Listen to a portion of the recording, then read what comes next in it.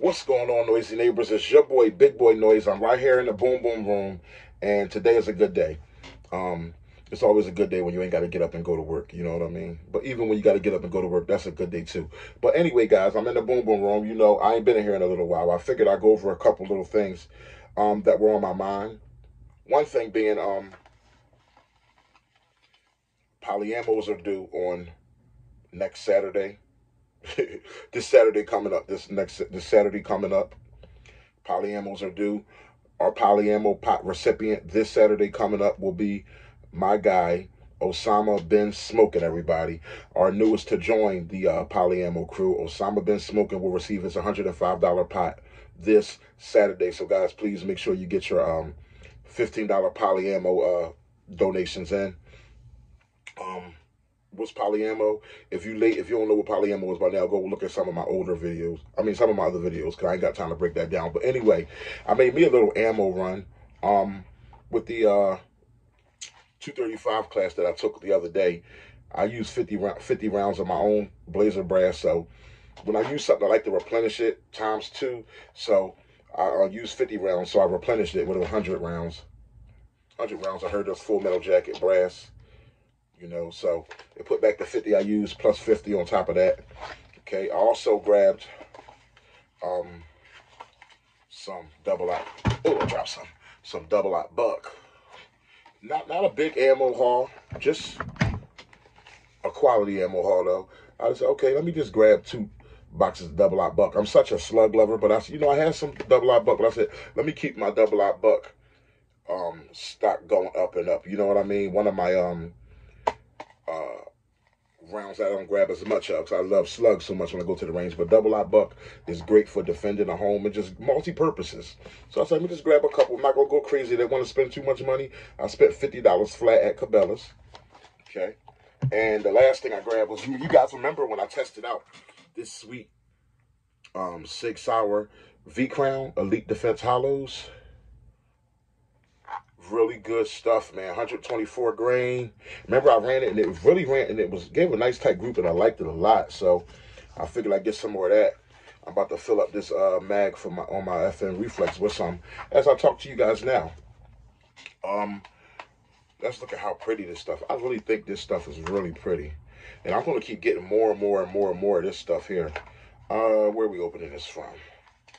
I just love, am I the only one out here? Am I the only one, guys, that just love the look of, it's like just a fresh ammo. It just looks so beautiful. But this is like, I love this V-Crown because it's a tone that's not, it's brass, but it's not gold. It's like it's just like silver looking, but the gold is in the middle.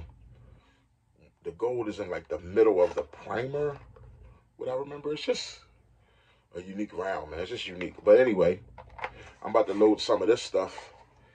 Load 15 rounds of that into my FN Reflex, one of my FN Reflex mags. The other mag still has some from the old box I bought. Remember, I held on, when I ran like 15 rounds, held on to 10 rounds or 11 rounds for this particular mag here.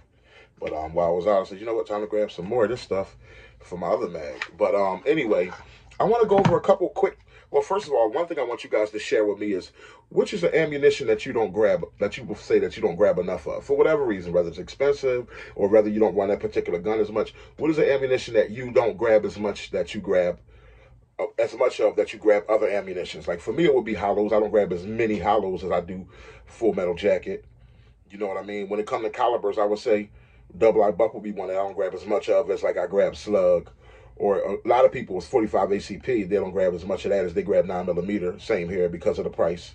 Okay, so what's your ammo? Let me know an ammo caliber that you don't grab as much of. And you do have the firearm, but you just don't grab as much of that particular ammo. For whatever your reason is, you can state that in the comment box. But while I'm loading this mag, guys, it was at the 235 class, I want to talk about two trick questions. And this is very interesting. 2 trick questions that are interesting because they were on the test. And the 235 class instructors, everybody was excellent. The amendments, everything they went over was excellent, okay? But 2 trick questions, and I spoke about it to the one of the instructors, one of the teachers. because two of the questions, one of the question was, which, it was like what would be called like a round, or it was like what would be called a cartridge, or what would be called a round. It was like saying what would be called a round. It was like, would the magazine be called a round, or the bullets be called a round, or what would be called a cartridge? It was some tricky question like that. And I'm like, I would kind of, me personally, I relate to like bullets as rounds. Like, but they had on the test that I think that one round, yeah, they had like one round was one full mag was a round. You know, with so many terminologies in the gun world, but I always was told like when you fire a bullet, that's a round. One round, two round, three round, four round. But they had like a full mag being like one round spent. Okay, and that was just interesting to me because even on this box here, you see 100 rounds, 100 bullets, 100 rounds. That was interesting to me for it to be on a test, but they're the specialists, not me. You know what I mean? But I thought that was a tricky question. You guys let me know how you feel about that. And also the word cartridge. Now, they were saying that more that the bullets were related to as cartridges because the fact that the gunpowder is inside the bullet, they say comes out of the cartridge or something like that. But they were saying that they relate to the bullet more as a cartridge. I always kind of related to the bullet more as a projectile or a shell, you know, the casing or something like that. But I never really thought about bullets as a cartridge. When I think of a cartridge, I think about like a whole mag. You could think of that as like inserting a cartridge. I don't know. Maybe I played too much Nintendo. But that was one tricky question. And the other tricky question was they asked which firearm, which style of firearm is the easiest to use. And they said easiest to operate. And they had revolver or striker fire. We all know a striker fire is a slide rack gun and a revolver is a cylinder gun, okay? And I put down revolver because I know that's the answer that they wanted and I want to pass the test. So I put down revolver, but I did raise my hand and just have a little small discussion with the instructor after it. I was like, you know that one question, and guys, trust me, I'm very humble and mellow. They like me, I like them.